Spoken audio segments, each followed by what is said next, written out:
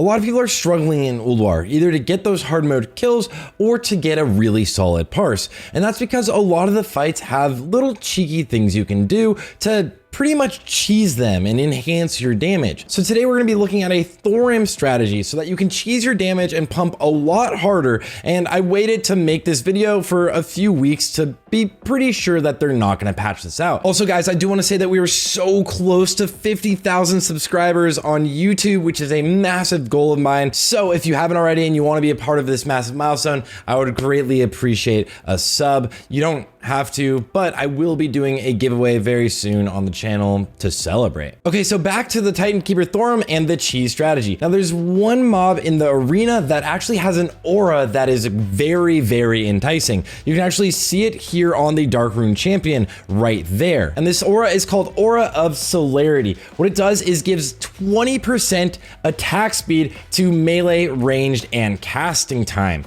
So that's a massive 20% static haste that can actually persist throughout the entire fight if you get it on yourself. Now, how do we do that? Well, obviously you need to keep at least one of these mobs alive, and you can see one on our screen, but that's not the one that we're keeping alive, the one that just walked past me. Here you can see it again in slow motion, the Dark Runed Warbringer, the little dark iron dwarves. And what you're gonna do is actually make sure you mind control them. The best person to do it would be a priest, but you can also use MC caps as well as some engineering enchants to get this done.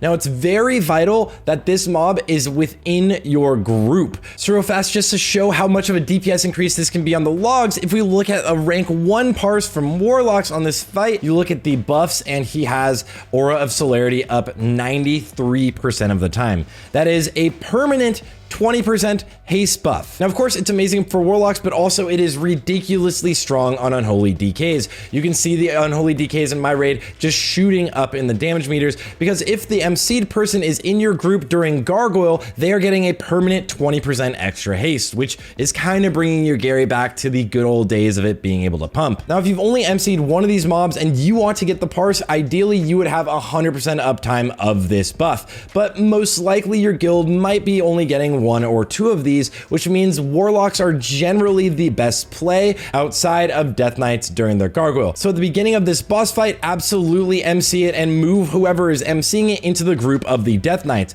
Use all of your CDs, Bloodlust, Gary, and everything, and then after the Gargoyles fly away, you can move that person, most likely again the priest, into the group of your most pumper Warlocks. Now do also know that DKs can do pretty much exactly as much damage as Warlocks do on this fight, and if we look at this rank 1 parse here and look at the buffs and scroll all the way down, again around the same thing, that 93% Aura of Celerity uptime, which means if you're not doing this, then you are missing out on a massive amount of damage. Basically every raid should do this, and one thing I should mention is whoever MCs this, probably a Shadow Priest, but whoever's doing it should also make sure that they're meleeing and attacking with this enemy. It can do between 5 to 6,000 DPS, so it is actually pretty strong in itself, adding some extra damage in the fight, just making it shorter, which obviously makes it easier to parse. If you want to parse in this fight, you're going to absolutely need to be doing this, or else you're competing against other people who have permanent 20% extra haste. Good luck convincing your raid leader or priest that you're the person who should be in the group